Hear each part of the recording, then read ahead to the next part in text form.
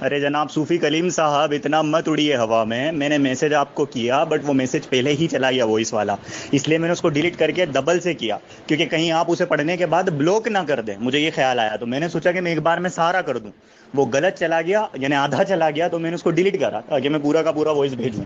اس سے پہلے آپ نے مجھ پر گالیاں برسانا شروع کر دیا، چھچورا، یہ وہ فلانا ڈھیکانا۔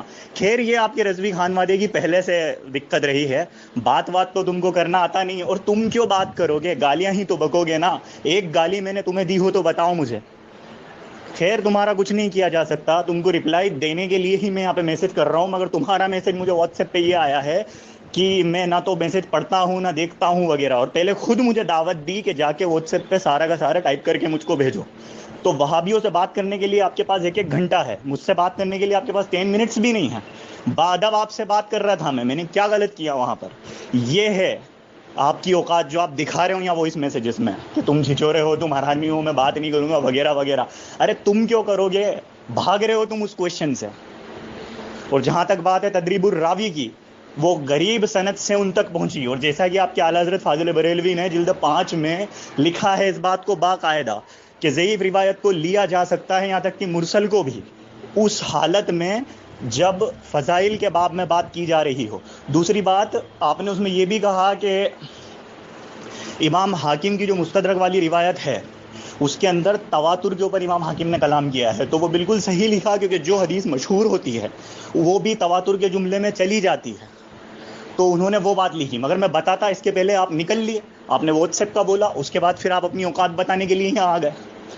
تو برائے مہربانی میری زبان مت کھلواؤ، پھر کہو گے کہ علماء کو گالیاں دی ہیں، اور میں تم جیسے چھچورے لوگوں میں سے نہیں ہوں جو دڑ کے بھاگوں گا یا کچھ کروں گا، ان میں سے تم ہو۔ تم نے لکھا کہ 6 بجے بعد کال کرو، میرے پاس ہے تمہارا میسج، اور 6 بجے بعد تم اٹھا نہیں رہے ہو فون کال ہمارے۔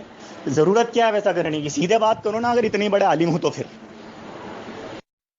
واہ ناصبی واہ، تو نے بولا کہ میں نے جیسے ہی امام علی کو علیہ السلام لکھا میری لفظیت سمجھ میں آ گئی، مطلب میں یہ تفضیلی چیزیں اور یہ ساری چیزیں ہیں تو اس بات سے ناپتا ہے کہ علیہ السلام میں نے لگایا، تو امام بخاری کو کیا کہے گا جنہوں نے علیہ السلام لگایا ہے، مسلم کو کیا کہے گا جنہوں نے علیہ السلام لگایا ہے، شاہ عبد العزیز محدث دہلوی کو کیا کہے گا جنہوں نے علیہ السلام لگایا ہے، یہاں تک کہ تیرے پیر و مرشد، تیرے بھگوان احمد رضا خان فاضل بریلوی نے بھی علیہ السلام کہا ہے امام حسین علیہ السلام کو رسالہ تازیہ داری میں، حسنین کریمین علیہ السلام۔ اب ان پہ بھی کیا تو تفضیلی فتویٰ لگائے گا تیرا؟ مگر تجھے تو خیر ایک ہی ڈنڈے سے سب کو ہانکنا ہے، دکھتا تو تجھے کچھ ہے نہیں، وہاں پہ بھی تو نے دوگلا پن کرا تیری وائس کلپ میں۔ اتنا بھاگ کیوں رہا ہے تو یار؟ ہاں کیا لکھا تم نے کہ اہل حدیثوں سے 11 گھنٹہ بات کرتے ہو، مجھے 2 منٹ میں ہی جان چکا ہوں، کیوں بھاگ رہے ہو؟ دیکھو ایسا ہے بیٹا کہ حضرت علی کعبے میں نہیں پیدا ہوئے، تقریباً یہ ریکارڈ اس نام سے جو ریکارڈنگ ہے میری 25 منٹ کی، اس میں نے تقریباً کئی کتب کے حوالے دیے، کئی کتب کے، اور تم لوگوں کی جو سب سے بڑی بیس ہے امام حاکم رحمۃ اللہ علیہ کی روایت المستدرک میں، جس کو امام حاکم متواتر کہہ رہے ہیں، اور تم نے خود فون پہ قبول کیا کہ وہ متواتر روایت نہیں ہے، تو اس کو تو تم نے بھی مان لیا کہ اس روایت میں تواتر نہیں ہے۔ تواتر جسے کہا جائے گا، جسے تلقی بالقبول کا درجہ حاصل ہوگا، اس روایت کے لیے کیا ضروری ہے، یہ جا کر کسی مدرسے میں شیخ الحدیث سے پتہ کرو۔ آئی سمجھ میں بات بیٹا؟ تو اس بات کو تو تم نے بھی مانا کہ امام حاکم کا یہ کہنا کہ یہ متواتر ہے، اس کو تواتر حاصل ہے، غلط ہے۔ ثانیاً حضرت مولائے کائنات کے حوالے سے کہ ان کا یہ کہنا کہ وہ مولود کعبہ ہے، امام سیوطی رحمۃ اللہ علیہ نے تدریب الراوی میں، اور امام نووی رحمہ اللہ نے بھی اپنی کتاب میں اس کی تضعیف کی ہے۔ اب تم کہتے ہو کہ ضعیف روایت فضائل اعمال میں معتبر ہوتی، فضائل اعمال میں معتبر ہوتی نا، لیکن کسی جھوٹ کو سچ ثابت کرنے میں کہاں معتبر ہوگی؟ جو سرے سے واقعہ وقوع پذیر ہی نہیں ہوا، تو اس کے لیے تم ایڑی چوٹی کا ایسی 1000 روایتیں ضعیف لے کر آؤ، وہ قابل قبول نہیں ہے۔ کسی کو اعمال پہ ابھارنے کے لیے، کسی ایک وظیفے وغیرہ کی ترغیب کے لیے اگر ضعیف روایت پڑھی جائے تو وہ معتبر ہے، اس سے مسائل کا استخراج نہیں ہوگا، لیکن واقعہ گڑھنے کے لیے بھی کیا ضعیف روایت قبول ہوگی؟ سب سے پہلے میری 24 منٹ کی ریکارڈنگ کا جواب لے کر آؤ، جتنے حوالے میں نے پیش کیے ان کی تردید کرو۔ اب تفضیلیوں کے نزدیک تم جیسے اور اہل تشیع کے نزدیک تمہارے بڑے بھائیوں کے نزدیک جو امام حاکم رحمۃ اللہ علیہ اہل السنہ کی کتابوں میں امام حاکم رحمہ اللہ اور اس کے بعد کی جو ازالۃ الخفا اور بہت ساری اہل تشیع کی تفضیلیوں کی کتابوں سے جو تم روایتیں لاتے ہیں وہ ناقابل قبول ہے، اس لیے کہ سب سے بڑی روایت تمہارے پاس امام حاکم کی ہے اور امام حاکم کے قول کو ہی ضعیف کہا گیا ہے۔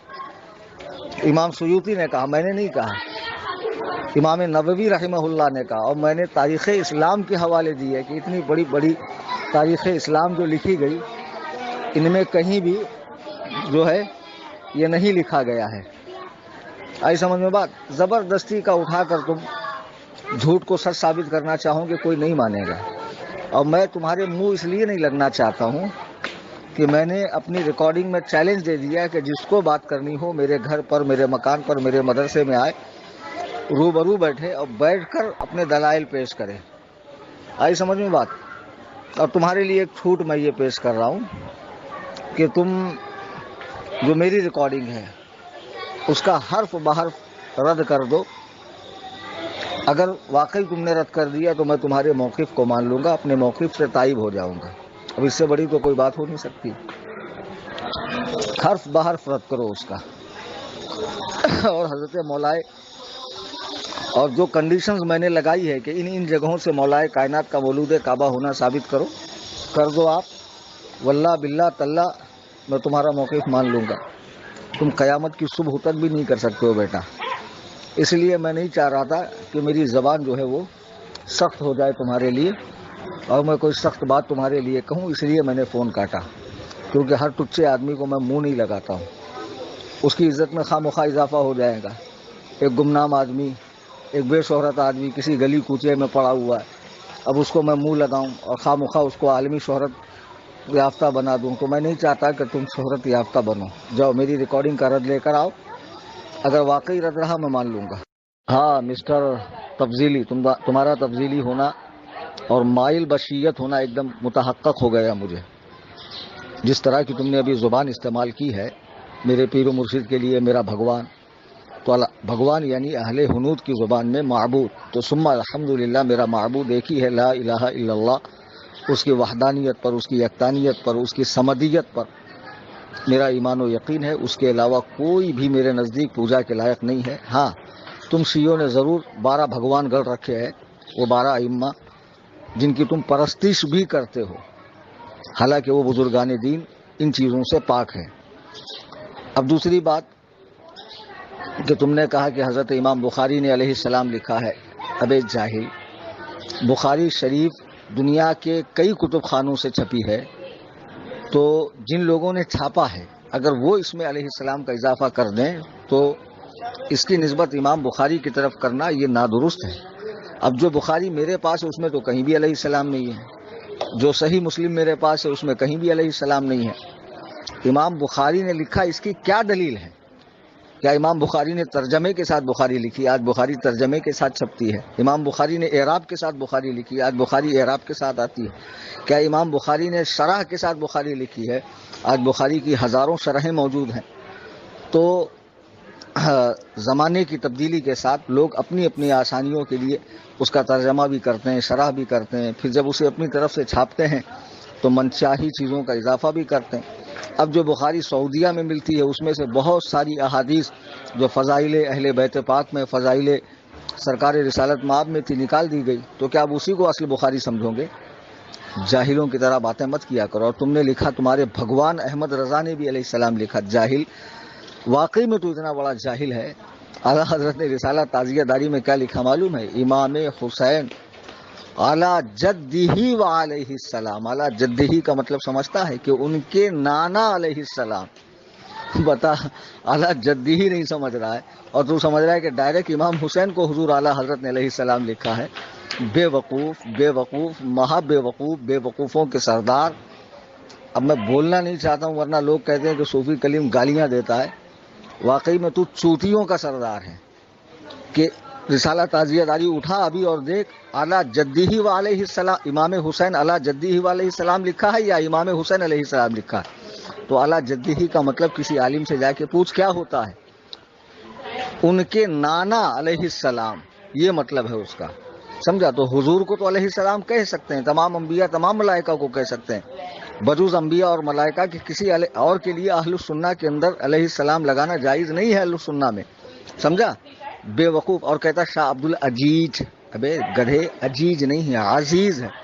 اردو ٹھیک کر, تلفظ صحیح کر, اور خبر مشہور کیا ہے, خبر متواتر کیا ہے, خبر واحد کیا ہے, تلقی بالقبول کیا ہے, یہ ساری چیزیں جا کے اندور میں مدرسہ ہے دارالعلوم نوری ہمارا, وہاں جا, ہمارے شیخ الحدیث صاحب ہوں گے حضرت مولانا نور الحق صاحب قبلہ, ان کے پاس زانوی ادب طے کر اور جا کر ان سے پڑھ. گدھے, آج جو تو بار بار کہہ رہا رضا خانی, احمد رضا والے, بے وقوف. ثم الحمدللہ, آج سنیت انہی لوگوں کی وجہ سے پہچانی جاتی ہے, اور پوری دنیا میں اللہ نے ان کو غالب فرمایا, پوری دنیا میں, چونکہ یہ اہل حق کا گروہ ہے. اور تم جیسے اوباش قسم کے لونڈے چند مزاروں پہ بیٹھ کے مورچھل مارنے کا کام اور دھواں اڑانے کا کام کر رہے, اور تم لوگ یہیں تک سمٹ گئے اور دن بدن سمٹ رہے ہو. تمہاری حالتوں کو دیکھ کر, تمہاری جٹھوں کو دیکھ کر, تمہارے گندے پن, ننگے پن اور دین بیزاری کو دیکھ کر نوجوان تم سے دور ہوتے جا رہے ہیں, اور الحمدللہ مسلک اعلیٰ حضرت میں آ رہے ہیں, چونکہ مسلک اعلیٰ حضرت قرآن و سنت کا مسلک ہے, صراط مستقیم ہے, سلف صالحین کا مسلک ہے, یہ سچی تعلیمات دیتا ہے, یہ افراط و تفریط سے پاک ہے, یہ بد عقیدگی سے اور بدعات و شرک سے بچاتا ہے, اور صحیح منہج صحابہ پر چلاتا ہے. تو جیسا گدھا آدمی کیا سمجھے گا.